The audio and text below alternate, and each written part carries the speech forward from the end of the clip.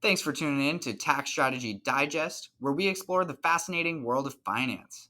Join us as we dive into the stories, insights, and experiences of experts, thought leaders, and everyday people who are making a difference in this field. Through engaging conversations and thought provoking discussions, we'll take a deep dive into the latest research, trends, and innovations shaping finance. So sit back, relax, and get ready to learn something new on this journey here with us. Welcome to this episode of Tax Strategy Digest. Today, our guest is Mike Downey. Mike is a farm succession expert, farm owner, and passive real estate investor who helps others do the same. Mike, thanks for joining me on this episode today. Yeah, thank you so much, Paul. Looking forward to it. Yeah, me too. Me too. Why don't you get started here? Tell us your story. You bet. I'm born and raised on a farm, West Central Illinois, and basically did not have the opportunity to go back to my family farm. I can still remember back in the late 90s, 2000, when I was coming out of college, getting my ag degree at the time, that the price of corn was about $1.80 a bushel. And, so in comparison for your listeners that doesn't mean anything to, today the price of corn is, trending between $4 and $5 a bushel. So the opportunity for me to go back to my family farm at the time just wasn't real strong. It was already supporting a couple families. And my first job took me to Eastern Iowa, where I'm still at today. I worked in the farm management, farm real estate profession for a number of years, and then took an interest in more transition planning, specifically working with family farms on their estate and transition legacy planning. And that's where my day-to-day passions lie. And then things have come a little bit full circle. My wife and I own and operate a small family farm, and we work back and forth with her cousin, who farms the farms where she was raised and where we live here in Eastern Iowa. So now we get to expose our kids to farming and agriculture and livestock and all of that fun stuff. Awesome. And what got you so passionate? Was it having the family farm kind of growing up? Definitely, there's kind of sayings in our industry that it's just you either have it or you don't. It's in your blood. It's almost difficult sometimes to explain to those that are maybe a little more removed from agriculture. But where the legacy really hits home for me is actually just recently this year at the Iowa State Fair.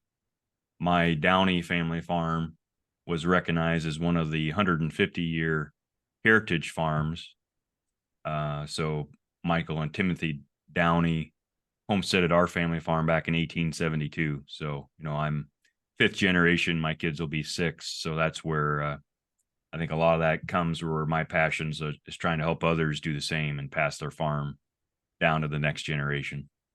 That's awesome. And how do your kids feel about the farming? Do they like to get their hands dirty?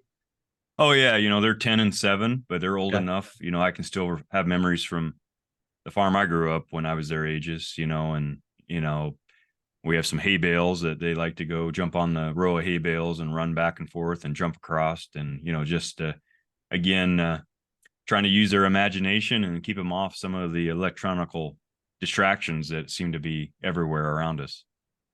Definitely. And what are this is kind of off topic now, straying back, but what are some of the things with the succession planning that you find a lot of people are struggling with right now with maybe they're trying to sell their real estate, their land, their farm, and they just don't have someone who is comfortable operating it. Is that a big problem? Yeah, that's such a big can of worms that, we can go down so many different rabbit holes, if you will, but because that's, we could talk about tax law that unfortunately drives as a general rule, the advice we're given from the legal community, because of capital gains and getting step up in basis of assets. And I know I think, work with folks and with some strategies there to help manage that. And, but, from a bigger picture standpoint on succession planning, is a lot of people maybe want to get started. They just don't know where to go. They don't understand the options. I spent a lot of my time talking about we need more young farmers to come back to the farm, but the practitioners out there tell me the same thing, the attorneys, accountants, bankers, whoever it is in the industry, that they need more young people to come back to, carry on their businesses and have their own succession plans. So, where to go to get advice for people that actually specialize in these areas is another dilemma for folks that we run across. So tell me about next generation AG advocates. Yeah, Next Gen Ag, that's founded by two Iowa farmers that really just have a similar passion as I do for agriculture, wanting to see the integrity of the family farm preserved in the future, which is a concern as we continue to see more consolidation in our industry, fewer and bigger farms, so just preserving what that family farm is and what it'll look like in the future. And so, yeah, we're consultants that we work with 40 to 50 operations on average every year, each of us. So we see a lot of strategies that work well and unfortunately the strategies that don't work so well. So we just try to leverage those to help others understand what their options are, and we kind of go along with it from start to finish with them, and have several meetings with them and their family, their tax advisors, and eventually the goal is to meet with an attorney to draft all of the legal documents based on what it is they want to implement. And what are some of the big concerns that a lot of the clients you're working with have? So obviously, taxes can drive a lot of estate planning. I also do a fair amount of work in Illinois, which is just one of a few states that has its own estate tax, and it has a lower threshold. So, estate tax, that concern drives a lot of planning more so in Illinois than other states like Iowa that does not have an estate tax. They just have to worry about the federal exemption, which, as you know, is pretty high right now. So, Right. as a percentage basis, there's relatively smaller amount of farmers I work with that have to really worry about federal estate tax right now. But there is the potential sunset looming in a couple of years. But I think more so than not is just trying to figure out the buzzword of fair versus equal between families, and if we have some kids on the farm working with us versus others. Another big dilemma that we're seeing, which we think could be the future of farm transition, and kind of another reason what prompted Next Gen is we have a program where we specifically work with retiring farmers that do not have a successor. And one of our founders is one of those who has children, but there's none of them were farming involved in the day to day. And it's estimated here in Iowa, for example, that 68% of farmers do not have children who farm. And about half of those have not identified a successor to carry on the farm. So we see a fair amount of transition occurring between non-related families. And so we're trying to act as a facilitator of that, a third party to help, help people with those types of transitions. Wow. Do you guys match them just based off of personalities? What are the things that you look for? Yeah, I'm working with 3 or 4 right now, retiring farmers that have asked us to, go out there and try to find, obviously it's important to identify what everybody's goals are and personalities. And we do have a matching program where folks, aspiring or younger producers can sign up with us as we have these opportunities. Sometimes people kind of already know who they want to transition to. They just want a third party to help figure it out. But certainly, matching up similar philosophies for farming, the personalities, like you mentioned, the financial part's very important. With farming is a very capital intense business, and then just all of the other things, from having support from your spouse, and the time required to farm, is not a typical 8 to 5 type of job, and all of those types of details as well. And what percentage of farms do you think are going to be transitioning over the next 10, 20, 30 years? So, yeah, great question. Just there were some surveys just released recently here in Iowa, and I think it's similar demographics or trends in other states, that the age of the landowner and the age of the farmer are both the oldest ever in history, and some are looking at the next 10 to 15 years. They're calling it the great farm transfer, transfer of wealth that's going to occur because, over a third of farmland here is owned by those 75 years or older. Wow. And so pretty remarkable when you look at this transfer that's going to occur from one generation to the next. So, definitely a huge need. Not all of those farms or assets are going to get sold, but hopefully we have strong proactive strategies in place to minimize the wealth that folks have generated their whole farming career that doesn't leak away from estate or transfer costs or other fees that their estates could incur. And tell me a little bit about farm raised capital. Does that have anything to do with the next gen ag, or is that completely separate? So it is a different entity. That's a Okay. newer entity that my wife and I have actually put together here just in the last year. So this has probably been, aside from leaving a good job in the industry 5 6 years ago, it's probably been one of the tougher decisions to roll this out, to tell our story that our passion is farms and farmland and helping family farms, but quite frankly, we've personally been investing in commercial real estate the last 15 years, which has helped us create some other supplemental income. But it just occurred to me over the last couple of years, and what really sprung this is I was asked to give a talk to a group of farmers over the subject of should farmers invest off the farm. And I didn't know, quite frankly, Paul, if I was going to get booed out of that room because, as a general rule, farmers, the ag community, were not well diversified, if you will. We invest everything into the farm, or we might have a little retirement account with a local financial advisor. But I was really shocked how much that buzzword has resonated with the ag community, diversification. And not everybody, like my wife and I, are excited about having all our eggs in the stock market. We self-direct a large portion of our IRAs into alternative real estate investments. And so that's really what prompted Farm Raised. We're building out a community for others, farmers, ag professionals out there like us that want to just learn together about these different alternatives for investing, perhaps invest together. We've had a couple opportunities this year that we've done that. And it's a way for a lot of the everyday individuals like us to participate in the same economics and economies of scale that, sometimes people think about only the ultra wealthy can participate in. And so, what are some of those current real estate assets that you're maybe you're both active in as GPs, as general partners, and also your passive, like you mentioned with your IRAs? Yes, yeah, that's what really got started.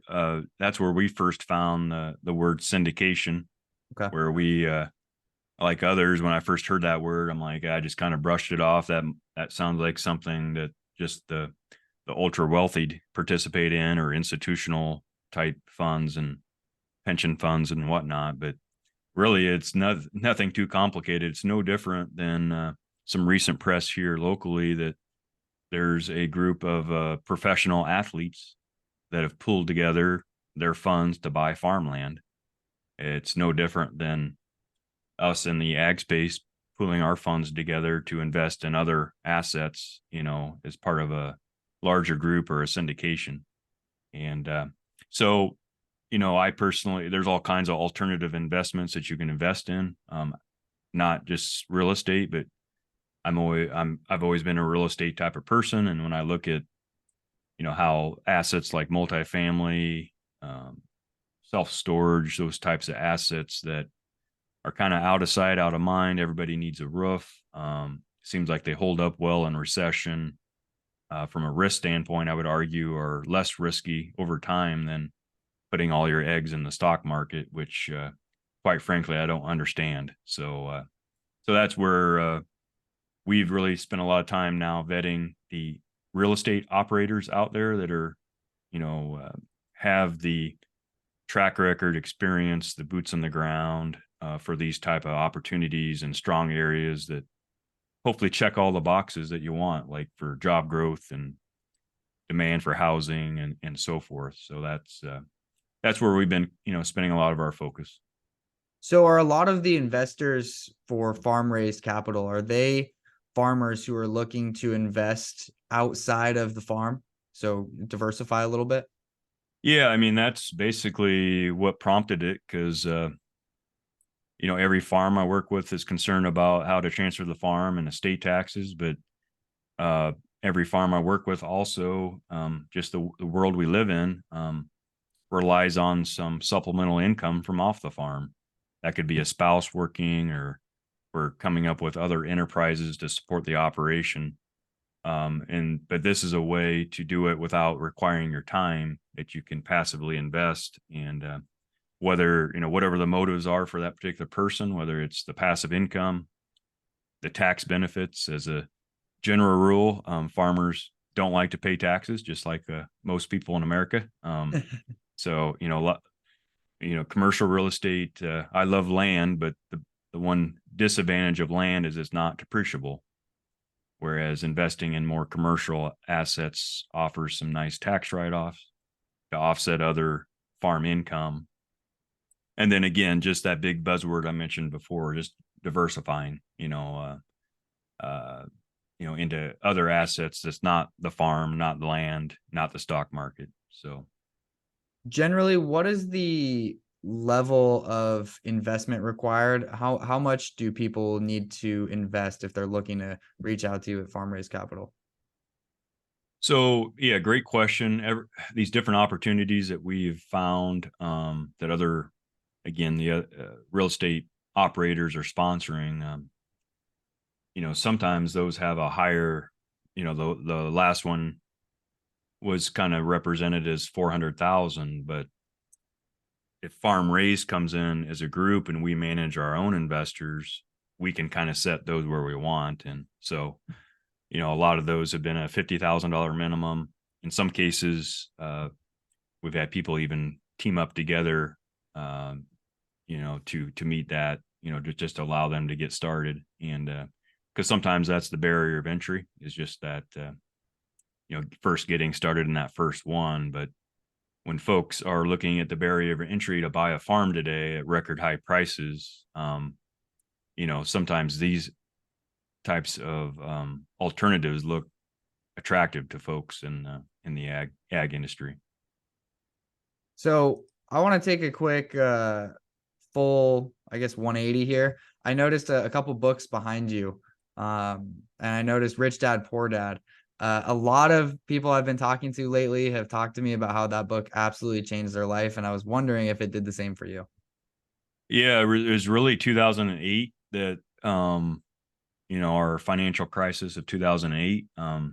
Not that I had a huge nest egg yet at that point in my career, but it was enough to like get my attention. And I'd ask my financial advisor at the time, what else should we be doing or looking at? And basically the comment I heard was just don't worry about it, Mike. You're young, you've got time on your side, stay the course. And I just got a little frustrated over that. So that's when I really started, you know, um, looking around, self-educating, reading books, and Rich Dad, Poor Dad, like a lot of folks in real estate, that really opened my eyes to a lot of things that up to that point in my life, I was just kind of following the herd, the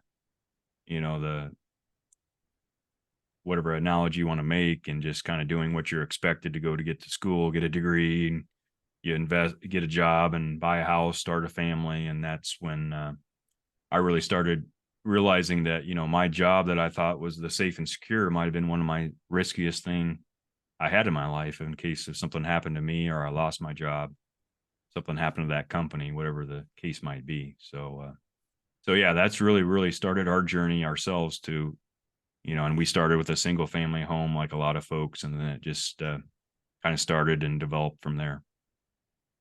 What are some of your favorite other books? I noticed there's a big stack back there. Other than Rich Dad Poor Dad. Yeah, another one that was impactful for me is called Halftime. I think that's written by Bob Buford. And that's when, I was working a job that I enjoyed. Um, but something was missing, and my wife at the time thought I was just going through a midlife crisis. And but really, that book, basically says at some point you get to you spend the first half of your career being successful, but at some point something's missing, and you're looking for more, how to make more of an impact and be more, living a life of more fulfillment. And that's where I think I was sort of being guided toward what I do today, and helping specifically family farms with their transition planning and preserving their legacies. And but that, one comment or statement that book had is, if you don't make a major life career change by the time you're 45 years old, you're probably never going to do it. And I think at the time I was about 40 years old. So that helped me kind of over the hump, if you will, of making, some big decisions when we had young children and a 2-year-old at home, to leave a job to start your own business. Definitely. And I notice as well, you got the kids in the background. They're 10 and 7, like you mentioned earlier. What is one piece of advice that you hope that um, they can hear from you and take with them for the rest of their life? Oh boy. I know we got a little deep real quick. Yeah. um, well, one thing I want, and again, this is from Rich Dad Poor Dad too, and what he speaks to and what he's dedicated a lot of his life to is providing financial education that a lot of us, and I don't believe they are up to this point, are getting in schools. And you know so that's, I don't know if that's really the advice I'm trying to give them, but I'm at least Sure. going to try to educate them on that. And just other things, to hopefully allow them to do something that they enjoy doing, instead of starting their careers from school and just going to do something that they're expected to do. Got it. So really just following their passions and making a life out of that instead of, doing what they think they should do with, going to school, getting a job and working 9 to 5 if that's not what they truly love. Yeah, absolutely. You still have to pay the bills. And I just wrote a story about money and a family farm situation I was in. But just the topic of money that we take for granted every day, that it's a necessity, but you know sometimes it leads to other problems, and we see that in family farm transitions too. Well, I've been having a blast, Mike. I do always want to ask one final question here before the end of the podcast. What is your why? Why do you do what you do? Why do you, work every day, farm raise capital? What makes this, your passion project? That's actually a question I have a easier time to answer, just because I've invested so much time into that. Rolling out the farm raised website, and which has now prompted me to, in the process of redoing and updating Next Gen's website, is who we really are. Some other books I've read are, Story Brand, knowing what your brand is, what your niche, what your why actually is. And for me, just with my deep ag roots, it's basically just to help other farmers and ag professionals out there, grow, diversify, preserve, and transition their legacies that they want to leave for their families. Perfect. Well, I love it. Thank you so much for your time. I really appreciate it. If someone wants to reach out to you, Mike, how should they do that? You bet. Yeah, best place to find, on the transition planning side of things, that's at nextgenag.us. And if you're interested in joining our farm raised community, looking at alternative and investments, and pooling funds together there, that's at farmraisedcapital.com. Perfect. Well, Mike, again, thanks so much for joining in. And until we talk soon. Yeah, thank you so much, Paul.